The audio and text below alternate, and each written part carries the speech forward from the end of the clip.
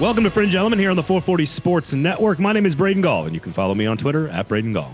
Mine's Erin Dugan. You can follow me on Twitter at the Erin Dugan or Instagram, Erin_Dugan. We are 2 sentences into the show, and you have not said anything mean to me. So far, it is a success. Dude, that's a nice stat. That is a noteworthy statistic right there. I don't know if that last one counted as being mean, but that would be 3 straight sentences consecutively in which you did not say anything mean to me. Consecutively in a row. Allegedly. We're going to make it a meme on the internet. Allegedly. It's gotta be. All right, coming up on the show today, Jayden Daniels makes a huge decision. He goes to LSU. I think that's a really big get for Brian Kelly and company down on the Bayou. We'll explain. Erin has some combine thoughts. We sort of poo-pooed the combine a bit last week on the show because it sort of fails everybody. In fact, if you did not hear Erin and her description of all the things that went down at the combine while she was there, I recommend you go listen. It wasn't me. It wasn't supposed to be just me talking a mad amount of shit. It was supposed to be a call to be better. I thought it was a thoughtful, nuanced conversation about a complex topic. Okay. I thought you did an excellent job. Thank you.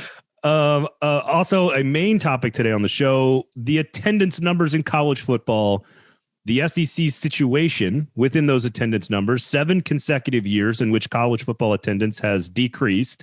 There are problems. The SEC is still the strongest, of course, in all of the attendance conversation, but it doesn't mean there's not a lot of room for potential and for growth and for them to get better. And we will sort of give you some of our thoughts on how we think the SEC can better improve attendance across the conference. Dave Matter from the St. Louis Post-Dispatch, friend of the pod, will join us a little bit later on to give you our Missouri State of the Union as we roll through states. Is it States of the Union, State of the Unions? What exactly? States of the Union. Is it runs batted in? Is it run batted ins? RBIs? What is it? Runs batted in. Runs batted in, but it's not RSBI. I have a funny, RBI. Never mind. I'll share that at the end if we have time. All right. We'll just call them ribeye steaks as they do in Omaha. A couple of ribeye steaks in that night game last night. So a lot of stuff on the show today. We'll talk a little quarterbacks here at the beginning due to all the NFL news. But and again, Dave Matter coming up a little bit later on if you want to get your Missouri fix for the off season. Before we start with a question. Before we do any of that, Erin, hold up. I'm in a hurry. Settle down. Fringe Element is brought to you by who? It's brought to you by Jasper's, a lovely establishment which Braden and I frequent, but we don't frequent together because we spend all the time that we can possibly stand each other together on the pod each week. But we have been together before, and it was fine. But not in a weird way. We have been together in the past, but not that way. Just at Jasper's, that was odd. Go to Jasper's. It wasn't odd like that. You made it odd like that. I was just trying to. I have a lot on my mind. I have no clue what has happened to this show already. By the way, not an insult at all to my wife when you said, "Oh, I spend about an hour and a half with Braden a weekend. That's as much as I can handle." Total insult slap in the face to my wife, by the way. No, Haley definitely gets it. She gets it. Okay, let's start. Let's start with a question. Go to Jasper's. Get off of my just less than mediocre ad attempt. With free parking. With everything going on in the NFL, Russell Wilson getting traded. We talked before the show, and you compared that to Alabama trading Bryce Young, their guy. So, posing a question back to you, if Bryce Young was to be anywhere else in the SEC right now, you got to trade it. I mean, I guess it could be historic or current. Where would you put him? Oh, historic or current? Man, you're opening. Okay, do current. Either last year and how that would have changed last year, or this coming season. So, there's obvious big, Auburn would be hilarious, just for obvious reasons. Georgia would have been fascinating it would sort of be what we want the Georgia machine to look like if it had the superstar quarterback and evolved and had Bryce Young, like that's what we feel like, Stephen Godfrey told you he wanted to see for like the last better part of like 8 months or whatever. But it wouldn't have changed the outcome of it. No, Georgia would have won. No, you're 100%. In fact, it would have been like, they probably would have won the SEC championship as well. Yeah, and they would have gone undefeated. They would have beaten Michigan. They would have been number 1 seed, so they would have played Cincinnati, and then they would have played Michigan, and they would have beaten Michigan. So yes, like nothing really changes. Auburn is the most intriguing one, just again for obvious reasons.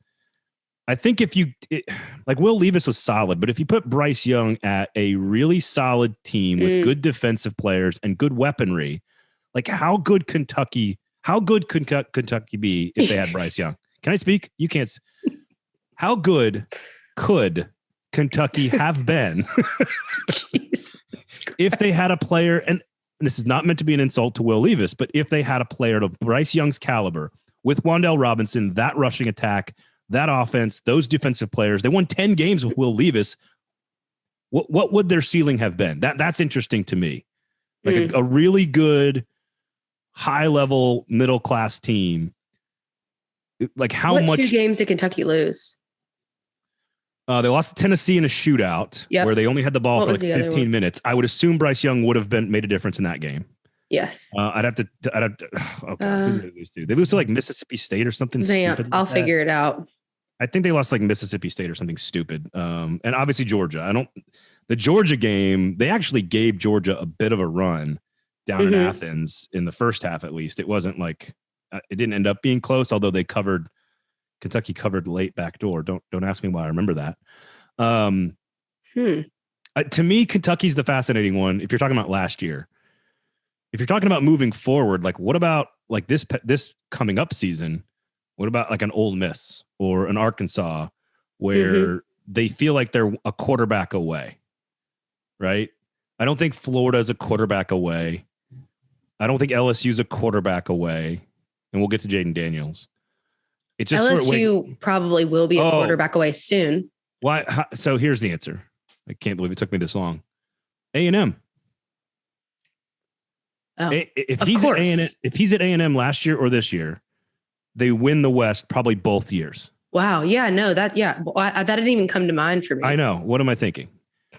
That changes the entire dynamic of the conference. Totally. It's like, while he goes to Auburn, that would be fascinating to watch, like the drama, right? But then he'd probably still be in the transfer portal like everybody else at Auburn this year anyway. And so then it would change again. Right. Well, and it's so much fun to think about, like just the what ifs in college football. And, what if Nick Saban had signed Drew Brees at Miami instead of Dante Culpepper and he doesn't take the Alabama job and Rich Rodriguez is the coach at Alabama? Like, what does the SEC look like? Famously, Mike Shula, I believe, sat in Tim Tebow's home for like 9 hours and tried to get him to come to Bama. Like, what would Mike Shula and his career have been like had Tim Tebow gone to Bama and Urban Meyer not gotten Tim Tebow to cover up all the murder that happened at Florida? That would be a new twist on history. This is a Netflix documentary waiting to happen. What if Peyton Manning stayed home and goes to LSU in the mid 90s? Like, there's so much you can do mentally with like these little decisions that change the course of the SEC. I don't know if my brain can handle that right now. Neither one of us are suited for this right now. What's wrong with us? A&M feels like they were a quarterback away from on last year's team. Yes. Like if Bryce Young was at A&M, like we already know A&M was good enough to beat Bama anyway. So if they had Bryce Young, you know what? I might change the pick in the championship. If it's like A&M Georgia with Bryce Young for A&M, man. If they if they had been able to develop their team around that quarterback all season long, it probably would have looked really different. Yeah. Kentucky did lose to Mississippi State, by the way, by 2 touchdowns, lost to Tennessee in the shootout, and lost to, is that it? Georgia Bulldogs. Georgia. Yep. Yeah. A couple of those could have been different, probably. The ceiling for Kentucky's higher with a quarterback like that. They could have gone 11-1 with Bryce Young last year. They would. Yep. I mean, to say that they would have beaten Tennessee and beaten Mississippi State with Bryce Young, and that again, not trying to be insulting to Will Levis, but that's absolutely what I would pick. And they still lose to Georgia on the road in Athens, but 11-1 Kentucky has a good chance to slip into the playoff. Yep. So anyway, That was fun. It's sort of like, but it's, what's funny is these trades in the NFL just don't happen very often, like with these historically epic Hall of Fame first ballot type of quarterbacks. And, Aaron Rodgers is reportedly staying in Green Bay, which could have also been one of these same type of trades. But Wilson going to Denver from Seattle, I mean, that is like Bryce Young going into the portal and transferring to Auburn or A&M or Georgia. And Jayden Daniels, while he is not nearly as good as any of these people we were talking about, it is a really nice pickup by LSU to acquire the Arizona State quarterback. This was the number one dual threat quarterback prospect in the country. Started for Arizona State as a true freshman in 2019, had a 17-2 touchdown to interception ratio as a true freshman in a Power 5 conference. Yep. Then he deals with the pandemic. 3,000 yards too. Yeah. Then he did a great athlete running the football. Then he deals with the pandemic. Then he deals with a coaching staff that is under investigation by basically everyone, the whole world. Coaches leave. I actually talked with his offensive coordinator for like an hour and a half during the pandemic about how you develop a guy virtually. And he was, raving about Jayden's skill set, the ability to throw on the run, his composure, all this stuff. But he's like, how am I supposed to work with this guy I've just met him. I'm a first year coordinator at this team. I can't sit down. I just think Jayden Daniels is getting a bad rap a little bit because the only year of his career, which was even partially stable, was his first year. And that was by far his best season. And oh, by the way, as a starter in 3 seasons, he is 18-11. So he's still winning games, even if he's not producing the same level of efficiency. So I think LSU has got a really nice piece here. I don't know if he can win in the SEC, but I think it's a nice pickup by Brian Kelly. And also, sorry, there's a helicopter or something crazy outside my window. He's also the competition of being able to play all the way through the offseason and the spring leading up to the season with that much competition at the quarterback position is arguably a good thing. I mean, there's not 4 spots, but they have 4 people competing for that particular position, including Miles Brennan and Walker Howard. And then who am I missing? Is Nussmeier's kid there? Yeah, they have it. Yeah, he's a freshman. Yep, Garrett. So and he brought in another 5-star too, I think, right? He's got another 5-star that just signed. Does he? I think he's got another one. Well, that's a lot of people. Yeah. A lot of so what they're going to have to do, I think what becomes the hard part there, if it ends up being at all close, is deciding when to decide who is their guy and then making sure that they're getting enough reps, because off-season quarterback competition is a great thing if you're up-leveling, rising tide raises all ships kind of vibes. But if you're really, really getting down to the wire and you haven't given your main guy enough time actually knowing that he's going to be starting there and giving the reps, I mean, that's the only real problem you run into with that many guys competing for that position, which is a good problem to have. Yeah, I think that's a great way of putting it. I'm not sure I've heard anyone say that before, but I appreciate that from you, which is deciding when to decide is a great line for a quarterback battle. Because I think it was Gus Malzahn who said all offseason long, like, Bo Nix and Joey Gatewood are going to be in a battle all the way through the regular season. And then like the first week of camp, he's like, oh, it's Bo Nix. Gatewood ends up at Kentucky and he's not really an impact player in any way. You've now got Miles Brennan who goes into the portal, comes back out of the portal, right, to come back to LSU, assuming he probably has a clear path to start because all the other guys are really young. Now you've got this really talented, very experienced player who sort of needs some molding, is stepping into a battle. And so, if Brian Kelly knows right now and goes and tells Jayden Daniels, hey, you're our guy, come to LSU. The problem with that is that you now have all these other guys that have decisions that they make off of that decision. So when do you decide is actually hugely critical. Don't you think it also depends on where your program is? Because as much as you don't want to build a particular system around a player, and you never fully do that, but somewhere like Alabama let me jump for a second. Alabama has such a strong system in place that they can, make changes, swap people in and out. They didn't have to this year except Bryce Young, but they've done it before, where you're pulling guys out and putting another guy in at quarterback, kind of at the drop of a hat. But with this particular system, because there's a lot of moving parts still, I would venture to say that you need to know a little bit earlier who you're going with, just because there's some other things that you have to, you're not strong in every single sense on the offense or defense at LSU right now. So don't you kind of have to build around your strength at the quarterback position and mold it a little bit more to that particular person? Yeah, well, and here's what's to your point. Like, we don't really know what Mike Denbrock, the new offensive coordinator, wants to do. We saw what he did with Desmond Ridder at Cincinnati, which is more like Jayden Daniels, right? More get him out of the pocket, get him on the move, get him throwing the football around outside of the confines of an offense necessarily. Miles Brennan's a little bit more of a sort of traditional passer, but he's talented too. It is a tricky spot. And I'll give Jayden Daniels a lot of credit for just saying, whatever. I don't care if there's a lot of competition. I'm going to come into the SEC and play for one of the biggest programs in America. And oh, by the way, there's 3 guys that I've got to compete with to earn my spot. Yeah. So I it's one of those where I would be fascinated to know, to be a fly on the wall in the conversations, the private conversations between Brian Kelly and the quarterback. That's what I would like. Was something promised? That kind of stuff, like, yeah, come to LSU. You can be the starter.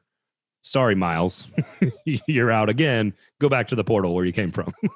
Yeah. Well, and to your point, the confidence, if there wasn't the promise that you're talking about, the confidence you have to walk into that situation. I mean, you got to have a lot, because he is talented enough, obviously, to lead this type of program, or at least has the potential to do so. So, risking being benched is not something that you want to do if you're Jayden Daniels. So he's got a chip on his shoulder for sure. Yeah. Yeah. So interesting there for LSU. Either way, LSU has a lot more options today with Brian Kelly than they had going into last season after the Miles Brennan injury. And we had no clue what that offense was going to look like.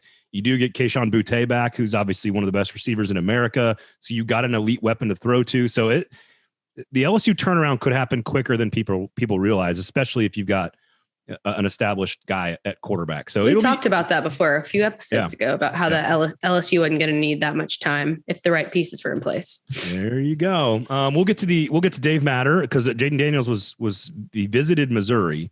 He does not go. You can obviously tell that's how much Eli Drinkwitz thinks of his quarterback room at Missouri. And so we'll talk with Dave Matter of the St. Louis Post-Dispatch, give you a really nice in-depth State of the Union for the Mizzou Tigers and who exactly is Eli Drinkwitz, as we all are getting to know the head coach at Missouri. We'll get into the attendance conversation. I know you were tuned into the Combine, even though we did poo-poo it a little bit. Well, I didn't. I followed the recap of it. Ah, okay. I didn't watch it live. You're a busy person on the weekends. You can't be watching the Underwear Olympics. Yes, and I don't know if that was you. I am a busy person on the weekends, but it's not been fun stuff lately. All we do is work. You get it. Yeah, no, I do. But wish there was more social to it. All I do is take a 3 and a 5-year-old to the men's bathroom at restaurants and at zoos and at outings and kids' birthday parties. It was a jam-packed weekend, and not any of it had to do with the Combine for me. Y'all went to the zoo? We did the zoo. We did dinner and a watch party for the soccer match on Saturday, and then we did a kid's birthday party on Sunday. It was way too much stuff. Way too much stuff. Mm-mm. Yeah. No thanks. Combine. Yes. If we're talking about it in here we go. The zoo with 2 small children just stressed me out. I gotta go. That's the easiest one. Of all the things you named? Oh, absolutely. Taking them out to dinner is the most stressful because they have to behave a certain way. Mm-hmm. Taking them to the zoo, it's just like madness everywhere. There's kids fine. everywhere. It's sort of like Auburn. It's just like Auburn at the zoo at all times. Now segue into the Combine after that, Erin. It'd be easier if we were going to talk about Missouri, because there's no Bulldogs at the zoo. But if there were, Jordan Davis, the guys to watch is the Georgia defensive guys. Jordan Davis, Trayvon Walker. Who else do we name, Braden, before the show? Devontae Wyatt, Nakobe Dean. Nakobe Dean was a little undersized, I believe, at the Combine, but that's because he's Nakobe Dean. like, I know you want to talk about Jordan Davis, and you should, because he's 340 pounds and 6'6" and ran a 4.8 or 4.7, and he's just 4.78. He's a freak of nature. But like, I just want to know, if you listen to this show all fall, we talked about how amazing he is. So it's weird. We're going to talk about results from the combine that actually sort of cement our opinion that the combine doesn't matter.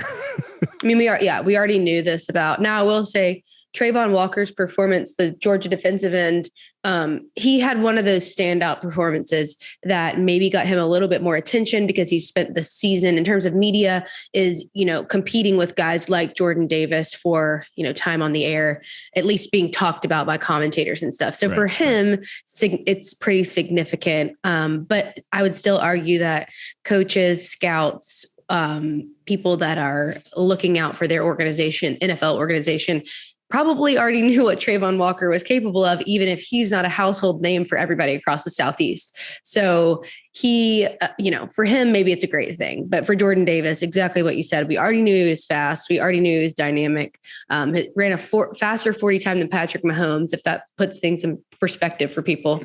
He's 341 pounds, exactly like Braden said. We knew this, like confirmed check. We get it. Yeah. Trayvon Walker ran a 4.51 in the 40-yard dash, which is better than a lot of defensive backs. It's just who we look to during the combine and throughout the season to be the fastest ones on the field, the fastest ones in competition. 4.51 is insane. He ran a 6.89 in that 3-cone drill, which just shows his agility, his, vertical is great. So for Trayvon Walker, the combine was a good time to stand out. Yeah. Just so that people know, that 4.51 for Walker, he's 6'5", 275. So he's big. Just want to throw that out there. 10'3" broad. I mean, he's just he's insane. And you could see that on tape. If you're looking for it, Trayvon Walker is elite, and you can tell from his tape. But for him, it was a good time to just, stand out, I guess, amongst the other talent that he was surrounded by all season. Yeah, it'll be fascinating to watch the Georgia defense over time, not just this first year, because you know that probably Davis, Dean, Walker, Wyatt, those 4 probably get drafted in the first round. At least they're projected there right now. Jeremiah Johnson, technically, who played at Florida State, is a Georgia transfer. So technically, and he's a projected top 10 pick as a transfer. I don't know if that counts. I would count it as a Georgia defensive player. He wasn't on the team that won the national title, but it's not just this year's class. It's a bunch of guys down the road that are going to get drafted in the next couple of years that were either freshmen or sophomores on this team that won the championship. And it will be fascinating to see, like, do they get to like 15 defensive players drafted in that Miami Hurricanes mold from the early 2000s, when it was just, they were recruiting people at a different level, and Georgia's kind of doing that right now. Yeah. It will be interesting to watch. Something always, pretty unexpected happens in the first round of the draft. Somebody always falls to be later than you think they're going to be. But all those guys we just named have a really good shot to go in the first round. And go ahead.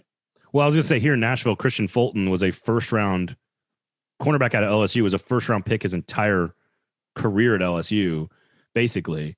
And he falls into the second round. The Titans draft him. He gets hurt his rookie year, doesn't play much, and now he's like a lockdown cover corner. Mm-hmm. Like, just the point is that the guys fall into the second round that have first round grades, and they're still really good players, and you can still get them in the second round. I will say that, and for the players, and a lot of people don't think about this. I don't know if we talked about this on the podcast before, but I know I bring up Jawan a lot, but he's my most closest experience with the draft and the combine and everything. He's super bummed because he ends up falling to the beginning of the second round when he had been projected he wasn't a shoo-in for the first round, but he thought it was definitely a possibility. Right. Well, now I was just talking to him a few days ago. He's like, it's my money year, because those guys don't have as long of a contract to be under. They get to re-sign earlier, which actually ends up, if you end up in the second round, as a player, it's not a horrible thing, because your opportunity to make money quicker, that big check comes sooner. So not a horrible thing if you look at it that way. No, you've got Evan Neal, by the way, the offensive lineman and you're talking about Jawan Williams, the corner. Yes, sorry, I say it like Vandy. I just right. You're like, oh, Jawan. Everyone knows who Jawan is. No, Evan Neal was 6'7", 337, and he looked like he was like 250. Like he didn't look like he's 337. It's just insane athleticism these kids are. I say that lovingly. Charles Cross is a top 10 pick out of Mississippi State, the offensive lineman there. We mentioned all the Georgia guys. You got Derek Stingley is probably going to be a first round pick out of LSU. Jamison Williams from Alabama, the wide receiver, is probably going to be a first round pick. You got Kenyon Green from Texas A&M. I think Treylon Burks, the wide receiver out of Arkansas, probably goes into the first round. I think it would. I would think it would be someone missing an opportunity if he didn't go in the first round. I think I am a huge Treylon Burks fan, not just because he went to Arkansas, but I think he's going to be one of those people that we don't see that doesn't. His fire or his flame doesn't wane out when he gets to the NFL. I think it's going to do the exact opposite. Matt Corral is projected by a few people to go in the first round, late first round. Him. I don't know if he gets into the first round, but he's got a nice arm. So if you've got the arm, people think they can teach you how to play in the NFL. And Corral's got a ton of ability. So we shall see. Now, speaking of Arkansas and Old Mississippi, this is a professional segue. Speaking of the Rebels and the Razorbacks, the two largest attendance growthing? Nope. Matt isn't. Matt Grothing played quarterback at South Florida.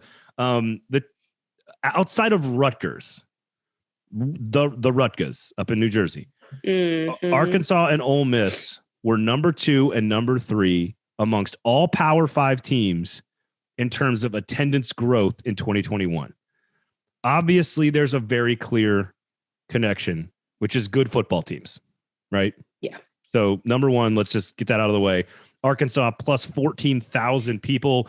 They went from 50,000 roughly in attendance per game to 65,000, which is incredible. Ole Miss went from 48,000 to like over 56,000, which is also incredible.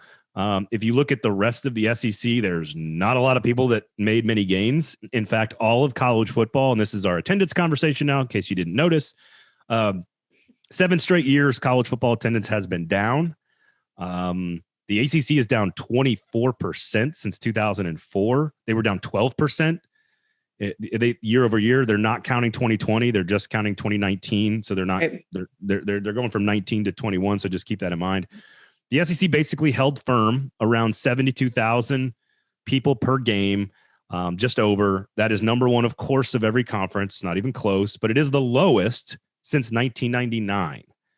And only Georgia, of any team in the SEC, only Georgia was at capacity, 100% for the season. There's a lot of different ways we can go with this attendance conversation, Erin, but one asterisk, if you took my alma mater out of it, the average would be higher than 72,000. And that's on math. That's on mathematics. Vandy was at 26,000 in 2019. They dropped to 23,000 in 2021. So there's that. Okay. There's you like try to find outliers in math of like, which one is, I forget what we're talking about. I mean, I forget what it's called. Is it an outlier? Like the standard deviation or whatever? We're way off the bell curve. Vanderbilt's fucking up the bell curve. Yeah, it's not good. It would be higher than 72,000. Everything you just, what you said to make it the easiest. A lot of people had all this speculation about what is it? Is it TV? Is it interest of the millennials? Is it price of concessions? Is it the price of parking? Which I will never not think of the Progressive commercials when we talk about that. Dr. Rick. Let's not talk about leaving the game before it starts. So, but these are all compact spots. That's how they make their money. That is the core.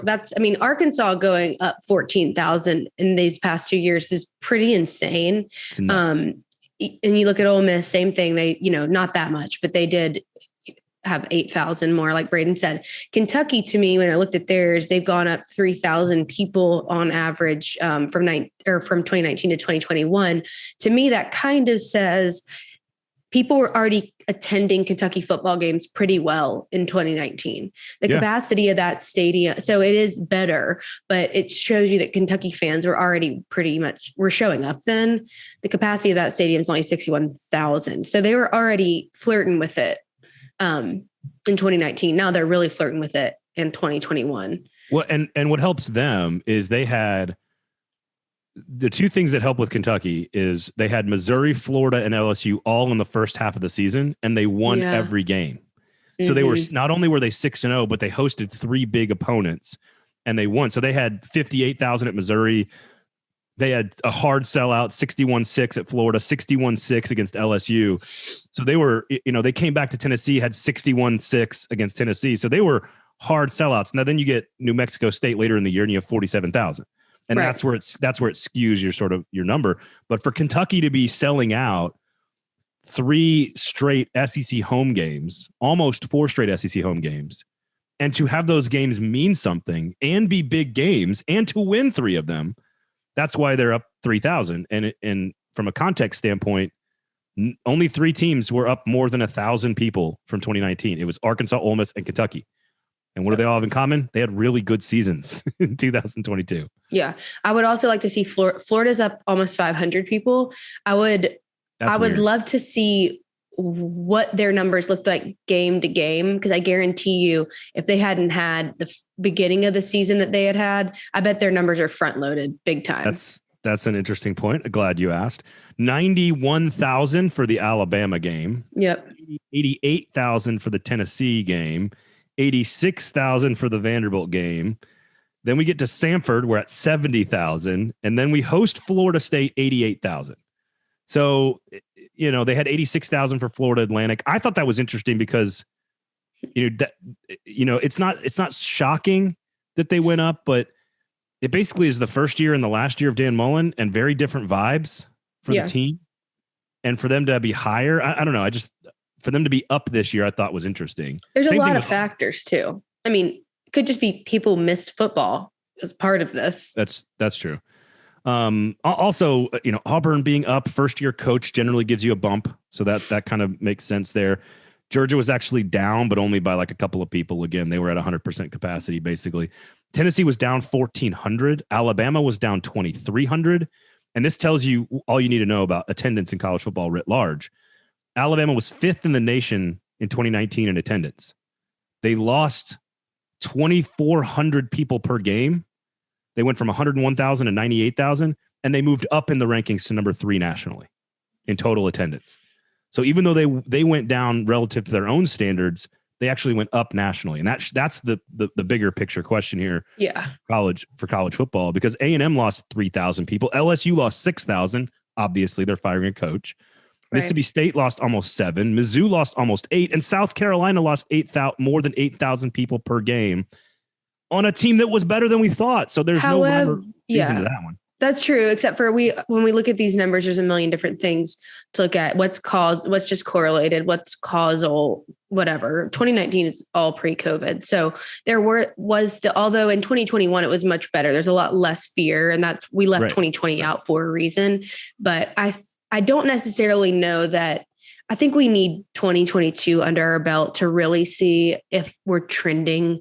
I do think we're trending down on attendance, but I don't know if it's as drastic as these numbers make it look. And the SEC makes it look less drastic than the numbers do nationally. But if we see 2022 and we're still heading in that direction, it should continue to be a conversation. I just don't know if it's quite as drastic as it looks, because I still think there is some fear and ups and downs in 2021. Don't you? I think COVID certainly plays a natural role in this conversation. But it is a 23-year low in attendance for the SEC. Yeah, that's true. So this is the lowest number, 72,195 on average per game for the SEC is still the lowest since 1999. Mm-hmm. The average for college football is like 39,000. So they're still number 1 by a mile. Yeah, which is their 23rd consecutive season in which the SEC leads college football in attendance. But the Big Ten's at 65,000, so 7,000 less. Then you got to go 10 grand less than that to get to the Big 12. Then you got to go down to 43,000 for the Pac-12, which is the lowest in the history of their conference. Mm-hmm. The ACC is even lower than that at 42,000, which again is a 30-year low for the ACC. So the SEC is still doing really, really well. Let's preface it with that. But let's pivot now to what can we do to fix the trend, which is attendance across college football has gone down 7 straight years, 9 of the last 10, and the SEC's at a 20-year low. All right, what do we do about it? People don't want to hear this, especially people my age, 39 and up. You got to have freaking Wi-Fi in the stadium, folks. You got to have ask anyone under the age of 30 to put their phone away for 4.5 hours. Yeah, it's not going to happen. Nope. Because I still believe that a high quality football game and a shared in-person experience holds incredible value and is worth it to be there with 80 or 90,000 of your closest friends who cheer for the same team. Right. I think, and I've talked to 2 different color analysts in the SEC that work for radio networks. Like one that I talked to Pat Ryan about this, who's the color analyst for the Tennessee broadcast, and a couple other guys. The other things, couple things to consider here, these giant, enormous 110,000 seat stadiums, they're done. They're dinosaurs. You can't just put a metal bench in a giant bowl and sell 110,000 seats anymore. It needs to be like 90,000, but those seats need to be premium, right? You need Wi-Fi, you need cheap concessions, you need a really good football game. It can't last 4.5 hours.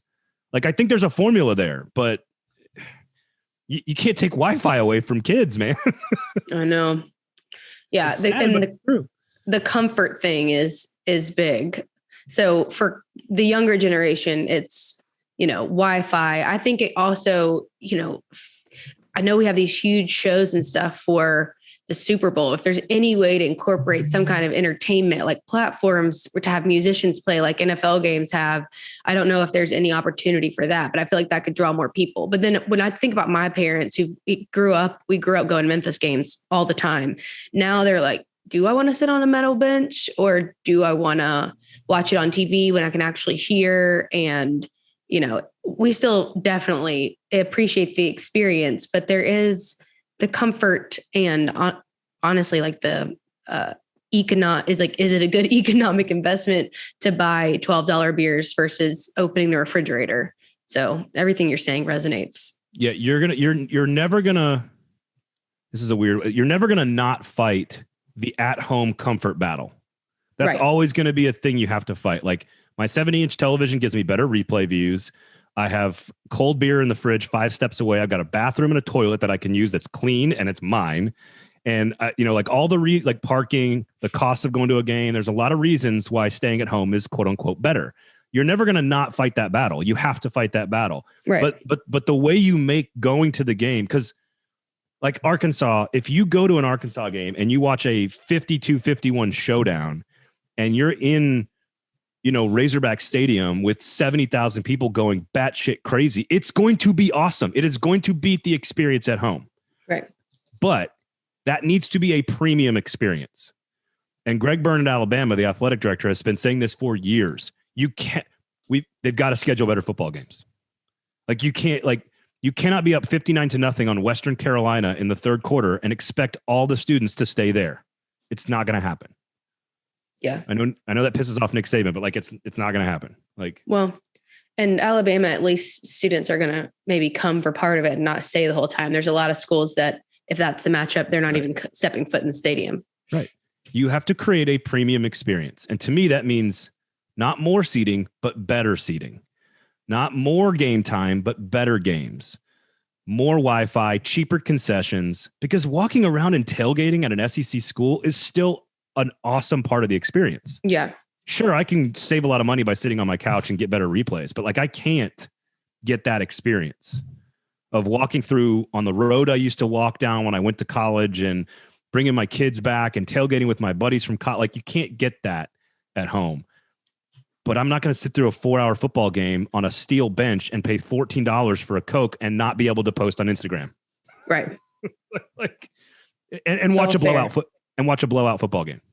That's not good. And I'd like to see some of the trends and some of the things that the SEC is going to do moving forward. And I think there are some people in charge that know what they're doing on this. So we'll see. I hope you're right. Yeah. More good football is my answer. And more cool stuff for people going to games. Those would be my two answers for folks. Anything else you'd like to throw out at the good people, Erin Dugan?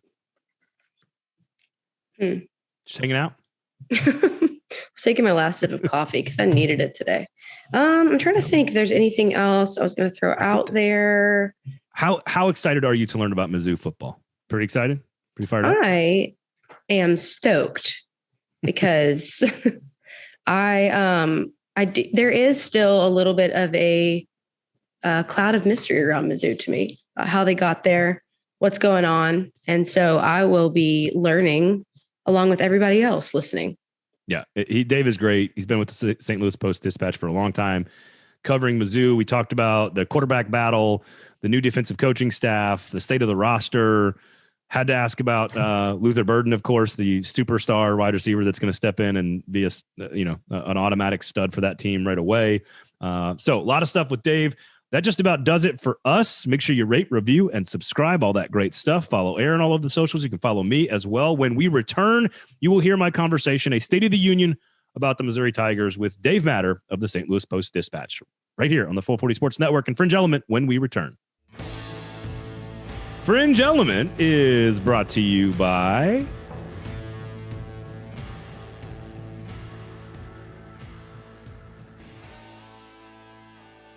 Can you help? Jaspers, helping parents stay a part of our lives. Since 1947? I don't know. Don't know when they were founded. Jaspers, a glimmer of hope in a sea of despair. There you go. Jaspers is an excellent place to watch sporting events or not. It's got excellent food, great parking, all kinds of good stuff. I'm sure Erin was there all weekend watching the combine, just ponied up to the bar. Sure wasn't, but it's not because of Jaspers. It's because of the combine. Do you belly up to a bar, or are you offended by that phrase? I don't belly anything, nor do I say the word belly. I knew you were going to be. I hate it. Triggered by that. It sounds, I don't like that word. I never have. You're so predictable.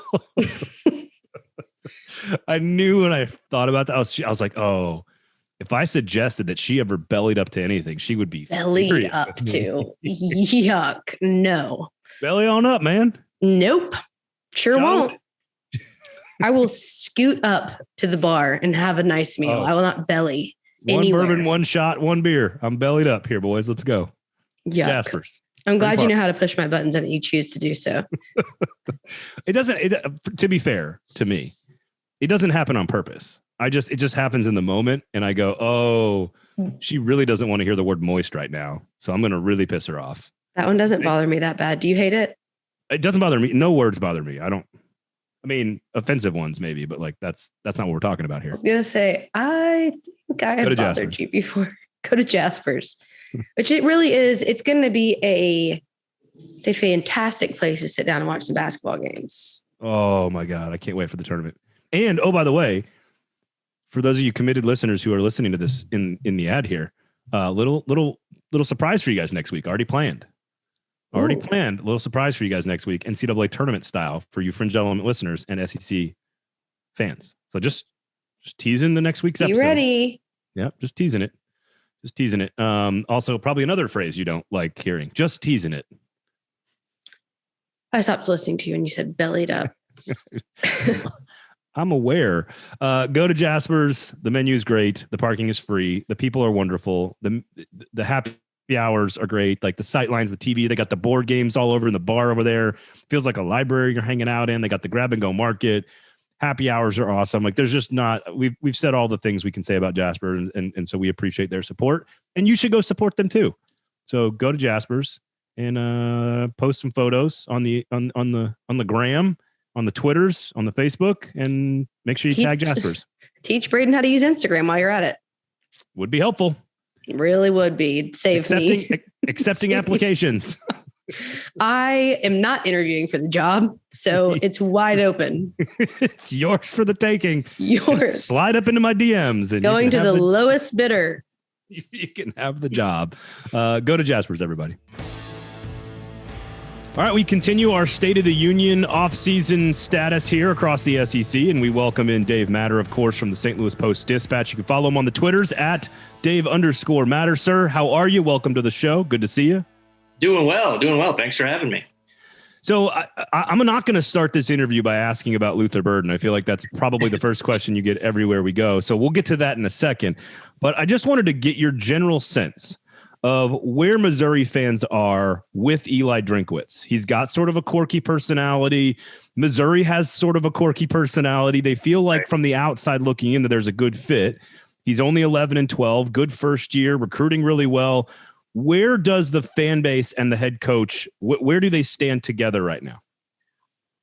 I think in a way he kind of gets a free pass for what's happened on the field because of the recruiting. And maybe not during the season in the heat of the moment when they're losing a close game or they can't finish off Army in a bowl game. But as soon as you get away from the action on the field and the discussions are more about recruiting, then all of a sudden he becomes this more popular figure who can't do wrong. So in some ways, I think fans are still just enamored with him and his personality helps. But the fact that he is recruiting at a higher level, just going off recruiting rankings than any coach Missouri's ever had, he's still in sort of I don't want to say a honeymoon period, but it seems like he is with some fans. It's almost like they discount what's happened the first 2 years because he's bringing in the Luther Burdens and he's doing a pretty good job in the transfer portal this time around. He got a 4-star quarterback. He's doing well in state. So the perception of him changes a little bit from August to December to when it's time to nitpick every little thing that happens and goes wrong and question anything that doesn't go right on the football field. But off-season Eli could still run for mayor in Columbia or maybe even governor of Missouri because they just love what he does as far as recruiting goes. I'm not a big believer in fit. Like we just saw Coach O get fired from LSU. Right. I'm not a big believer, but there does feel like some cultural fit here, right? Between sort of the nerdy sort of analytical side of Eli Drinkwitz. And I say that as a nerd, so I say that complimentary to Missouri fans, but does that make sense that there is sort of a common cultural fit between the two, or is that wrong? Yeah, I see what you're saying. He is kind of an odd fit compared to most of his peers in college football. He didn't play college football. He didn't go to a prestigious school. He doesn't really have he's from, I guess, the Gus Malzahn coaching tree for sure, but he wasn't like Gus's coordinator. He doesn't come with this illustrious background. I mean, he was only in college football for a decade before he got the Missouri job. So yeah, his background is a little bit unconventional, and Missouri is still considered, an unconventional program in the SEC just because even with the success they had early on under Gary Pinkel, they're still kind of the odd duck. I think that's part of the perception league-wide, nationwide. So yeah, I can buy it and I can see that. And I think that's something that's appealing for him. I mean, he wants to be the guy that can make Missouri become a conventional, standard power program in the SEC. We'll see if he can do it, but yeah, I buy that. All right, quarterbacks, got to talk about them. Connor Bazelak's off to Indiana. You've got Tyler Macon, Brady Cook. Cook, of course, started the bowl game and was okay in that game. I think Macon didn't get as many reps as I think maybe fans would have hoped he would have gotten throughout the course of the regular season. They were in it for the Jayden Daniels transfer from Arizona State. Right. So just what is it? What do you make of this situation? Are they going to be open to another transfer? Is it just down to these two guys? Do we have a long way to go in March? It's the biggest question mark in this program right now. And it's the one thing that has me sort of skeptical if they can join that next tier of teams in the SEC East that are knocking on the door of Georgia. So, when Kentucky brings its quarterback back, when Hendon Hooker comes back to Tennessee, Florida's got a couple quarterbacks. South Carolina goes out and gets Spencer Rattler. Well, what's Missouri have? Well, they're still shopping because clearly the interest in Daniels, getting him on campus during a dead period. They had to go through some loopholes to make that possible. That just shows that they are not convinced that they have their starting quarterback on campus right now. So it'll be interesting to see how those guys, Cook and Macon, sort of respond to that interest in Daniels. Quarterback situation, I mean, this, it's as delicate as any place in sports in college football, because it seems like every quarterback just about on every roster either has their foot right in the door or right out the door. So yeah, that's the question mark. Cook is I don't even want to say he's number one right now, because Eli says there's no depth chart, there's no starters. He's not going to announce a starter after spring. But from what little I've seen of spring ball that they let us watch, he's working with the ones, and that, he got the start in the bowl game and he played pretty well. He didn't do anything to not be the number one guy going into spring, at least. Macon is going to get some looks. He really didn't last year because you had Bazelak as a starter and you had Cook as that number two, even if they didn't call him that.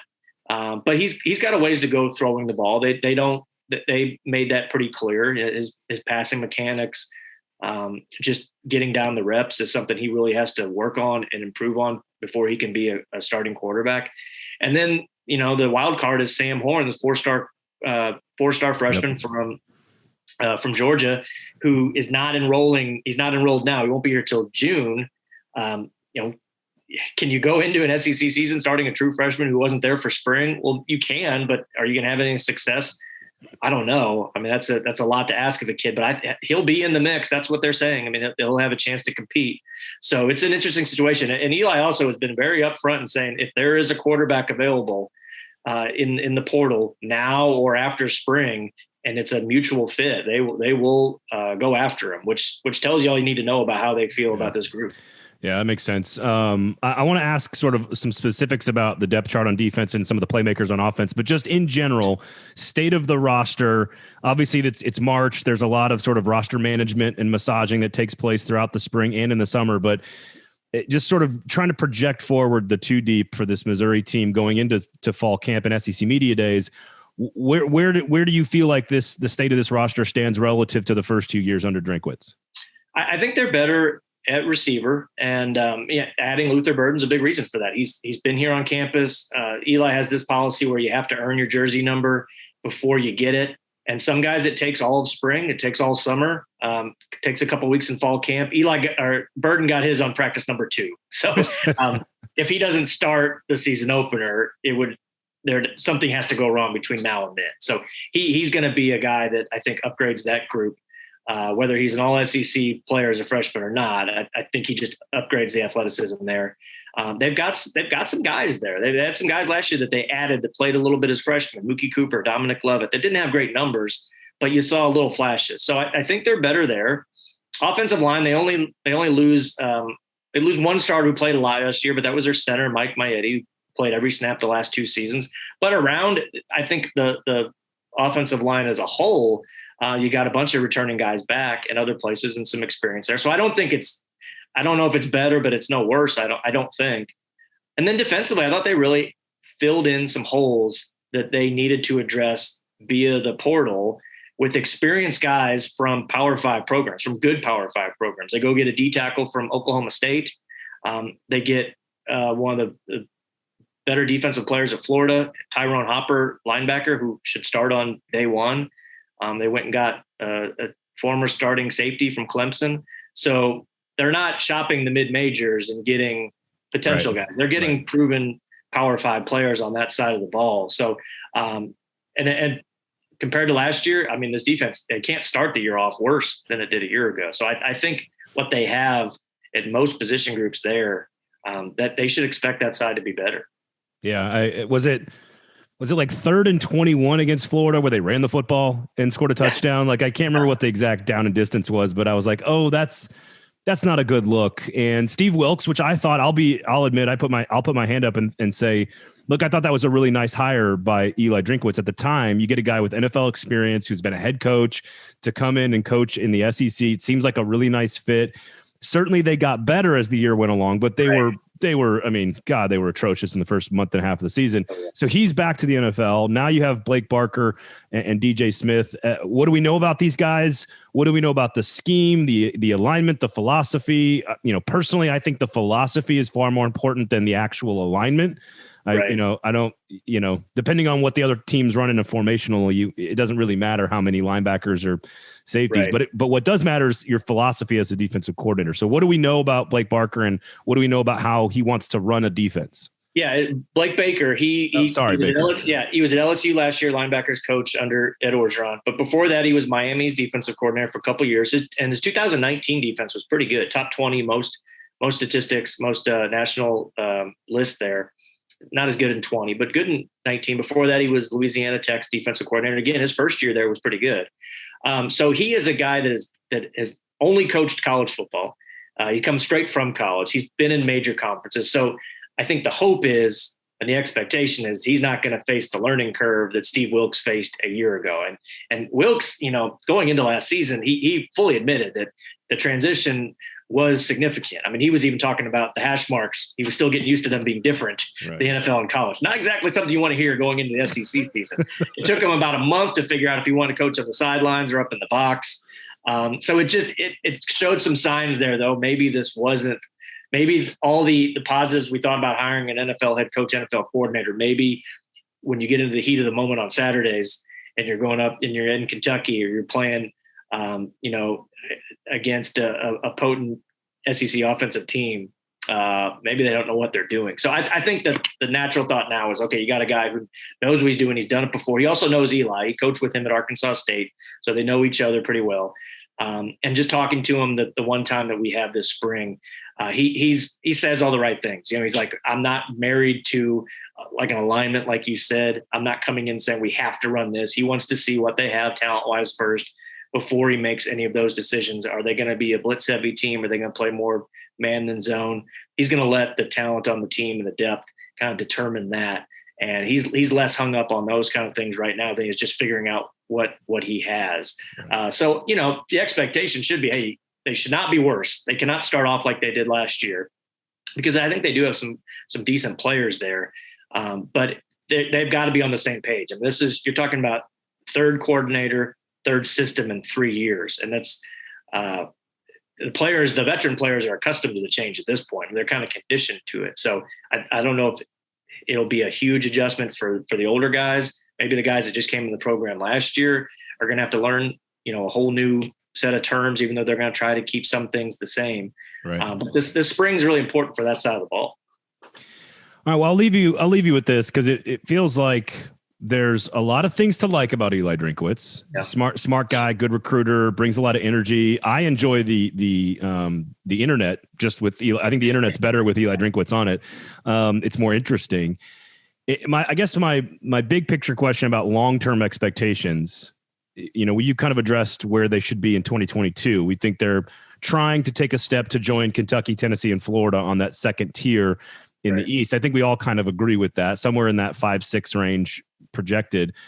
But is long-term success predicated more on Eli Drinkwitz's ability to go outside of the state to find talent because he just benefited from a couple of like historically good years? Or do we expect Missouri to be good enough to sustain this level of recruiting as a state and a region to kind of keep them on par with teams that are recruiting at, like Kentucky way over recruited this year, Tennessee, they're all in that middle teens nationally. Does that question make sense? Yeah, it does. Absolutely. And I think that's something that we've seen him make some progress in.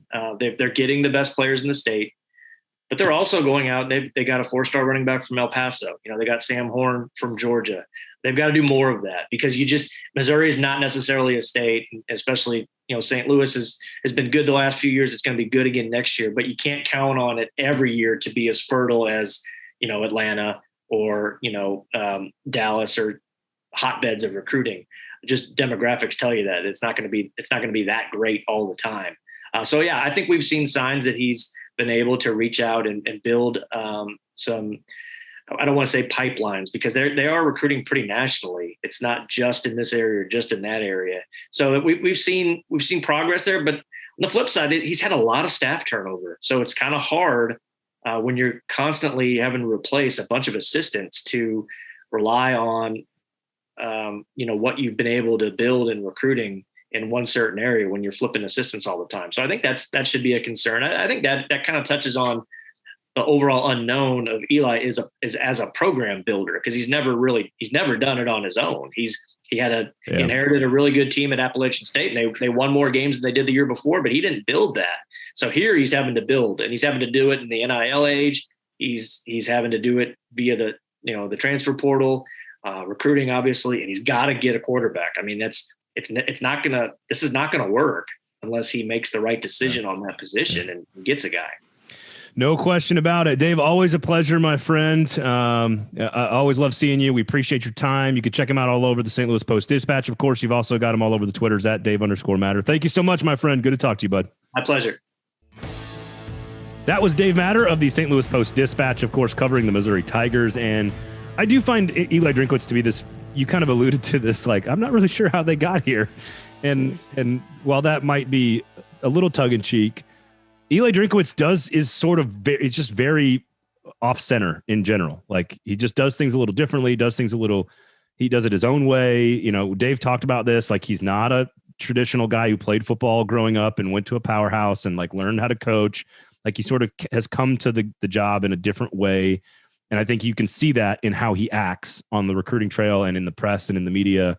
He's just sort of a different cat. And they've got some nice pieces on offense. I think he clearly is looking for a quarterback, but I think they're about another 500 team. They might get to a bowl game. I don't think they're on that second tier in the SEC East just yet, but it's an interesting team. And so the Missouri Tigers, everybody. We've seen Missouri have raised themselves above that bottom tier in the East. So if they can keep it up and get people in the right positions, I feel like they could maybe keep going on that momentum, but I do feel like it's going to be a pivotal next couple of seasons for them. I mean, they're recruiting really, really well. And so I agree with you. It'll be a really interesting couple of years because if they keep recruiting that well, expectations will elevate eventually. Mm-hmm. And it's sort of like Shane Beamer at South Carolina. Like, we think he's going to recruit pretty well. The question is, what do you do with all that talent once it gets to campus? Yeah. And that's another thing altogether. Erin, where can the wonderful people find you? The Erin Dugan on Twitter and Erin_Dugan on Instagram. You can find me at Braden Gall on the Twitters. Make sure you go to the Facebook page and the YouTube page, 440 Sports, Twitter, 440 Sports as well. You got the Instagram, 440 Media. So just click all the buttons. Every button that you can click to support us, just click it, smash it, do whatever you need to, but just follow along and support. We do appreciate it. And of course, make sure you go to Jasper's. What'd you call it? The Sea of Comfort. A glimmer of hope. Comfort. I don't even know what I'm saying, much less can I recite it. A glimmer of hope in a sea of doom or something like that. Sounds about right. No pressure, Jasper's. Very morbid. Save all of us from our lives. Thanks, Jaspers. We appreciate it. For Dave Matter, for Erin Dugan, my name is Braden Gall. Go to Jaspers, everybody. Rate, review, subscribe. This has been Fringe Element on the 440 Sports Network. Bye.